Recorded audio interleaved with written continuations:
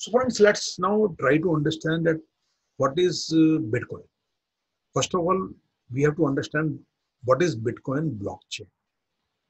So a Bitcoin blockchain is a widely shared list of every Bitcoin transactions which have ever happened at any given moment of time. When you are looking at the Bitcoin blockchain, it's a very, very long chain, giant list, and which is widely shared on the different servers, computers in different locations of the world.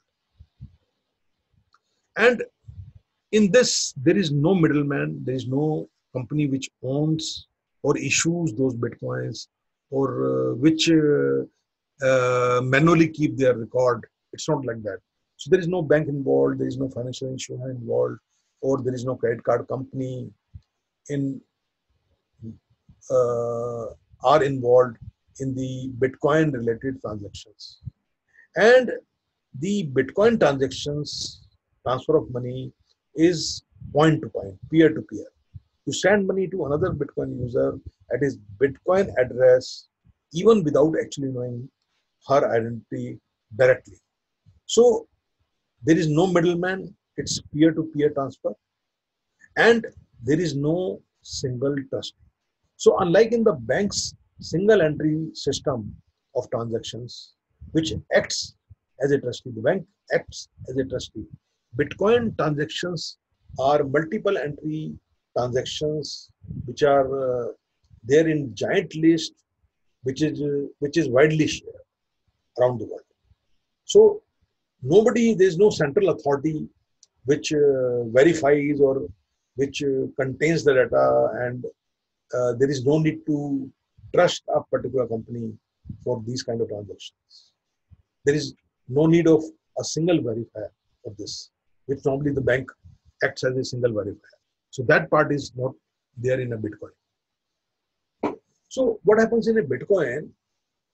It's a system of crowd unanimity. It means there is a crowd which verifies that this transaction has taken place, and this crowd works as trust of your transaction or the change of ownership of Bitcoins or any other cryptocurrencies. So a large number of trustees, which is in possession of the so-called giant list or so-called blockchain of Bitcoin, approves the existence of the transactions and any ownership change, if any. Finally, the Bitcoin blockchain is a tamper-proof record of transaction. Transaction in this giant list, which is shared widely, cannot be tampered or manipulated. So that is the technology involved in this, as you can see here. So friends, let's try to understand what is blockchain. In order to understand cryptocurrencies, it is very, very important that what is the innovation behind blockchain, what constitutes a blockchain, what are the features and characteristics of a blockchain which makes it so important and so useful. First of all, friend, it is a giant list of shared ledger. The entries listed to this giant list of shared ledger, shared with a large number of computers and servers which are located across the planet. So this giant list of shared ledger is called blockchain. The very important feature of this shared ledger is that because it is widely circulated, so it is fully decentralized. There is no single record keeper for this giant ledger. Official, shared, and public records of all past transactions, which is not owned by any one company or bank or a regulatory authority or a financial institution. So it's a officially shared public record. And thirdly, this record is scattered in nature. Information is actually immortal until even a single copy exists, because there are so many copies available in different locations. So even if a single copy exists, it will not die. The information will not die. In practice, there are hundreds of thousands of copies at different locations, all public and not all easily accessible to a single user.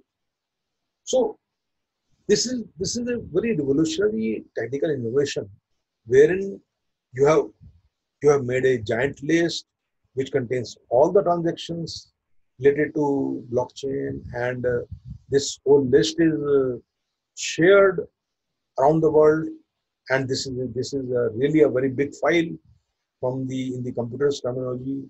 Almost in current time, it is almost like 200 GB file for Bitcoin blockchain. So this is the case, and very important that the the the the list which is shared widely is network. It is interconnected through internet, and these computers which contains these files of the shared ledger are networked to each other, and they constantly keep on communicating with each other to know that which version of copy each of the computer have.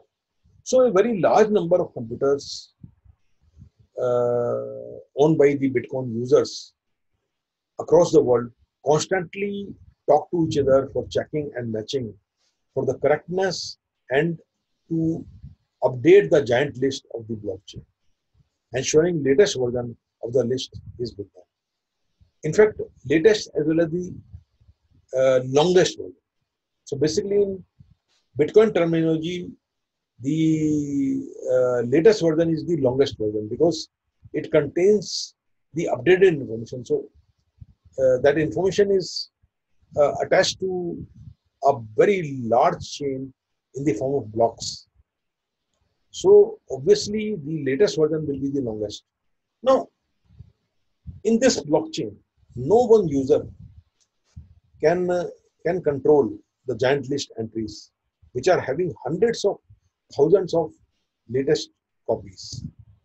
So all cryptocurrencies like Bitcoin use the same consensus-based blockchain to confirm the payment transactions and latest ownership.